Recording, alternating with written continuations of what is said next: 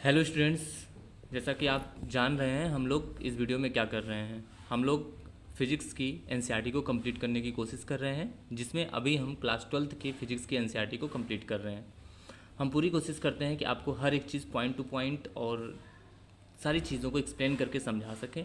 फिर भी अगर आपको कोई प्रॉब्लम है तो आप प्लीज़ मुझे मैसेज कर सकते हैं या फिर आप मुझे कमेंट कर सकते हैं, और मैं उस टॉपिक पे उस पॉइंट पे फिर से आपको कोई पार्टिकुलर टॉपिक जो समझ में ना आई हो मैं उस पर अवश्य ही वीडियो बनाने की कोशिश करूँगा। कुछ दिनों का गैप हो जाता है तो due to some problem gap हो जाता है, लेकिन मैंने वादा किया है मैं पूरी एनसीईआरटी ख़त्म करूँगा और ख़त्म करूँगा। तो प्लीज़ हमारे चैनल को सब्सक्राइब करें और प्लीज़ हमारा सपोर्ट करें और शेयर करें, और लोगों तक इसकी नीड जिसको है उसको इसकी ज़रूरत पूरी हो सके। हम पूरी कोशिश करते हैं मेहनत करने की, तो प्लीज़ आप हमें सपोर्ट करें। आप न जाने कितने चैनलों को सपोर्ट करते होंगे, न जाने कितने चैनलों को सब्सक्राइब करते हैं, वो किसी भी तरह का जो भी वीडियोस बनता है, लेकिन मैं तो आपको एक एजुकेशन से रिलेटेड, पढ़ाई से रिलेटेड वीडियो बनाता हूँ, जो कि मेहनत करता हूँ बच्चों के भविष्य के लिए, उनके अच्छे फ्यूचर्स के लिए, ताकि वो और अच्छे से स्टडी कर सकें, कॉन्सेप्ट को समझ सकें। तो प्लीज़ हमारा सपोर्ट तो बनता ही है, तो प्लीज़ आप हमारा सपोर्ट ज़रूर करें, हमारे चैनल्स को ज़रूर सब्सक्राइब और शेयर करें। Thank you. तो अब हम लोग आज अपना वीडियो स्टार्ट करते हैं। आज हम क्लास 12th की फिजिक्स की एनसीईआरटी का पेज नंबर 22, जिसमें एग्जाम्पल नंबर 1.9 को पढ़ने वाले हैं और समझने वाले हैं। ठीक है, तो चलिए क्या कह रहा है एग्जाम्पल नंबर 1.9।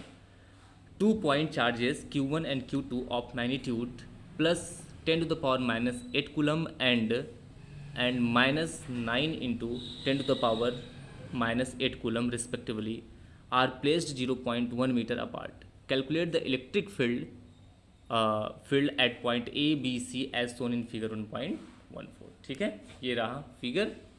एक चार्ज यहाँ पर है Q1, जो कि यहाँ पे पॉजिटिव चार्ज प्लेस किया गया है, जिसकी वैल्यू कितनी है plus 10 to the power minus 8 coulomb. Okay, and Q2 कितना है माइनस 10 के पावर माइनस 8 कूलम, जो कि यहाँ प्लेस किया गया है।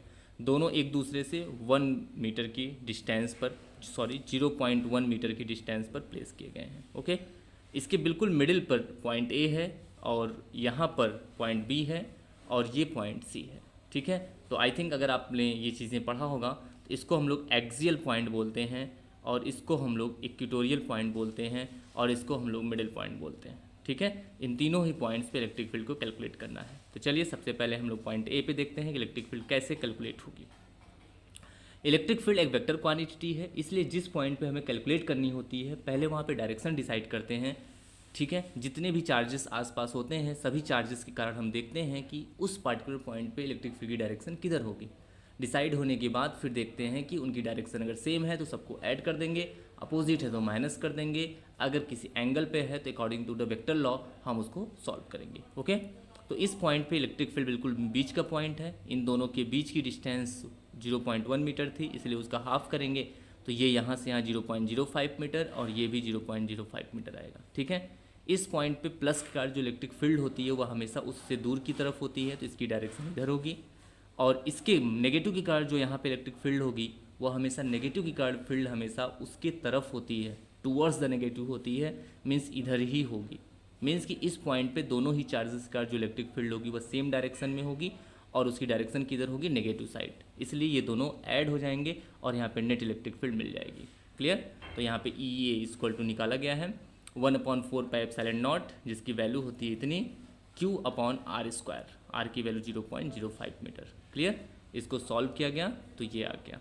ठीक है, ऐसे ही ये प्लस के कारण निकाला गया, ऐसे ही माइनस के कारण निकालेंगे तो भी सेम अमाउंट आपको देखने को मिलेगा। ठीक है, इतना ही आएगा क्योंकि उसका भी QR सब कुछ सेम है, इसलिए सेम अमाउंट देखने को मिलेगा। दोनों ही सेम डायरेक्शन में है इसलिए दोनों को प्लस कर देंगे। E नेट इक्वल टू पहले के कारण दूसरे के कारण, और ये इसका डबल हो जाएगा जस्ट, और ये नेट इलेक्ट्रिक फील्ड आ जाएगी पॉइंट ए पर। ठीक है, ओके, और उसकी डायरेक्शन किधर होगी माइनस की तरफ, प्लस से माइनस की तरफ। क्लियर, अब पॉइंट बी की बात आती है, तो पॉइंट बी पर अगर हम इलेक्ट्रिक फील्ड कैलकुलेट करेंगे तो प्लस की कार जो फील्ड होगी वह हमेशा उससे दूर की तरफ, मतलब इधर आएगी, अवे फ्रॉम द पॉजिटिव, इस डायरेक्शन में मिलेगी। ठीक है, और नेगेटिव की कार जो इलेक्ट्रिक फील्ड होती है वह हमेशा उसकी तरफ होती है, मीन्स इस नेगेटिव की कार यहाँ पे फील्ड उसकी तरफ यानी इस डायरेक्शन में होगी। इस तरह से हम देख सकते हैं कि पॉइंट बी पर दोनों ही चार्जेस का जो इलेक्ट्रिक फील्ड है वो अपोजिट डायरेक्शन में है, यानी दोनों आपस में माइनस हो जाएंगी और यहाँ रिजल्टेंट इलेक्ट्रिक फील्ड आएगा। ठीक है, क्यू तो दोनों का सेम है, लेकिन प्लस के कारण जो आर की वैल्यू यूज करेंगे वो 0.05 मीटर, लेकिन माइनस के कारण जो आर की वैल्यू यूज करेंगे वो कितना 0.1 ये हो जाएगा, और ये 0.05 यानी 0.1 यानी कि 0.15 हो जाएगा इससे डिस्टेंस, ठीक है। और हम लोग इस तरीके से सॉल्व करेंगे, आप देख सकते हैं यहाँ पे। तो ये आप देख सकते हैं, तो ये Q 1/4πε0 की वैल्यू, ये Q और ये R की वैल्यू, ठीक है। प्लस के कारण इतना आ गया सॉल्व करने पे।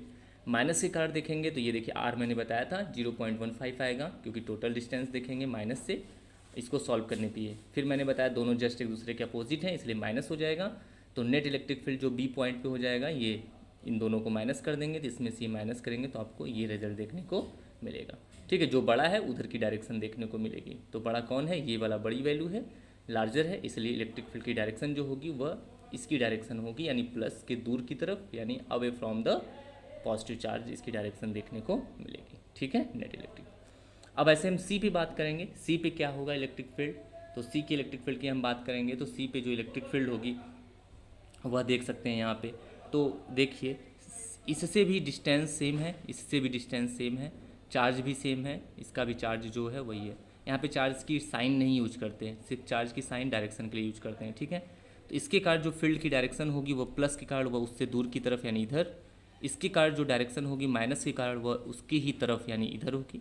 इस तरह से हम देख सकते हैं कि दोनों एक दूसरे से कुछ एंगल बना रहे हैं, इसलिए कुछ अलग तरीके से ये सॉल्व होगा। और कैसे सॉल्व होगा आप देख लीजिए, कुछ इस तरह से देखने को मिलेगा आपको। देखिए ये इलेक्ट्रिक फील्ड की डायरेक्शन इधर है, ये इलेक्ट्रिक फील्ड की डायरेक्शन इधर है, और इस वाले इलेक्ट्रिक फील्ड की डायरेक्शन इधर है, ठीक है। इसके दो कंपोनेंट होंगे, एक इस डायरेक्शन में होगा और एक इस डायरेक्शन में, ठीक है। इसी तरह से इसके भी दो कंपोनेंट होंगे, एक इधर होगा और एक इधर ही, ठीक है। ये E1 है तो ये E1 cos थीटा हो जाएगा, और ये अगर E2 है तो ये E2 cos थीटा हो जाएगा। और इसके ये वाले दोनों कंपोनेंट जो साइन के साथ लिखे जाएंगे, ये दोनों इक्वल और अपोजिट होंगे, तो दोनों आपस में कैंसिल हो जाएंगे। इस तरह से इन दोनों का जो रिजल्टेंट इलेक्ट्रिक फील्ड आएगा वह आएगा E=E1 cos theta plus E2 cos theta, ठीक है। और E1 E2 क्या है, E1 पॉजिटिव के कारण और E2 नेगेटिव के कारण, ठीक है। और ये इक्विलैटरल ट्रायंगल है, इसलिए थीटा की वैल्यू कितनी हो जाएगी 60 डिग्री, क्योंकि सारी साइड्स सेम है। तो आप ये देख सकते हैं सभी साइड सेम है, 0.1 0.1 ये भी 0.1, इसलिए ये एंगल कितना हो जाएगा 60 डिग्री। क्लियर। तो देखिए यहाँ पे इसकी का इलेक्ट्रिक फील्ड कैलकुलेट किया गया, E1 cos theta plus E2 cos theta, theta की वैल्यू 60 डिग्री यूज की गई है, ठीक है। तो E1 क्या हो जाएगा Q की वैल्यू, और ये 1/4πε0 की वैल्यू, Q की वैल्यू, और ये R की वैल्यू कितनी है 0.1, ठीक है। इसलिए 0.1 का स्क्वायर लिखा गया है, 0.1 या 10 सेम है, ठीक है। तो इस तरह से ये वैल्यू आ गई इतनी, तो जितना E1 उतना E2, तो E1 cos theta plus E2 cos theta, इसकी वैल्यू सेम है, E1 की वैल्यू भी इतनी ही आएगी, E2 की वैल्यू भी यहाँ भी इतनी ही आएगी। cos 60 की वैल्यू आप रख देंगे, cos 60 की वैल्यू होती है 1/2, रख के सॉल्व करेंगे तो आपको ये मिलेगा। इस तरह से आपको मिल सकता है, मिला कि ये पॉइंट सी पर जो नेट इलेक्ट्रिक फील्ड है वो 9×10⁻³ न्यूटन पर कूलम है। क्लियर। इसकी डायरेक्शन किधर होगी, इसकी डायरेक्शन ये इसकी डायरेक्शन आएगी, ठीक है, क्योंकि दोनों इस डायरेक्शन के हैं। इधर वाला कंपोनेंट तो आपस में कैंसिल हो गया था जो मैंने दिखाया था, आप स्क्रीनशॉट लेके देख सकते हैं वीडियो थोड़ा सा बैक करके, ठीक है। आई होप आपको ये एग्जाम्पल समझ में आया होगा। फिर भी अगर आपको कोई प्रॉब्लम है, कोई कन्फ्यूज़न है, तो आप प्लीज़ हमें कमेंट करेंगे, हम आपको एक एक चीज़ें सॉल्व करके भी दिखा देंगे कि कैसे हुआ, ठीक है। ये सारी चीज़ें जो हुई, इलेक्ट्रिक फील्ड का फार्मूला जो होता है वो E=1/4πε0 Q/r² होता है, ठीक है। तो हर जगह इसकी वैल्यू जो यूज की गई है वो 9×10⁻9 यूज की गई है, और Q की वैल्यू आपने देखा 10⁻⁸ दिया गया था, और R की वैल्यू जो भी होती थी उसको यूज किया जाता था, ठीक है। तो इस तरीके से इसको सॉल्व किया गया है।